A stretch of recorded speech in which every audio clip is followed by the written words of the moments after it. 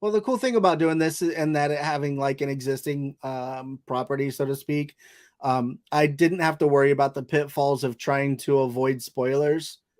I've been telling people the entire time, if you want to read the entirety of the story, go to Reddit, look up Mofucius and I Drive for Cerber. You'll find not only the story I'm working on, but all of the other extended stuff too.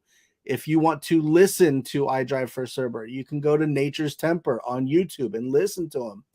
And then I know that you're going to love the story enough that you're still going to be a fan and you're going to want the comic book version. There are no spoilers from me. You're going to get all of the information. So if you ask a question, I'm going to tell you this is what happens, but it's exciting and you're still going to want to know when you're going through it. Yeah. Well, what is that like? 'Cause that's kind of interesting, right? I mean, I'm trying to think of something that, we all know how it ends, right? But we're still gonna watch it, right? Yeah. So I can't think of something off the top of my head like that. But I'm sure it exists. But what is that like? Because it's a weird thing when we know how this is gonna end, but we want to see it in a different format. Yeah.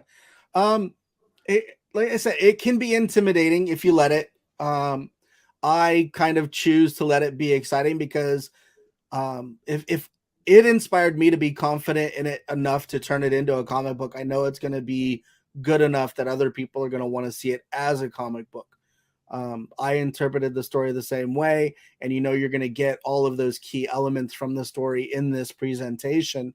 I think it's just exciting to see how many forms something can take and still be true to its original format.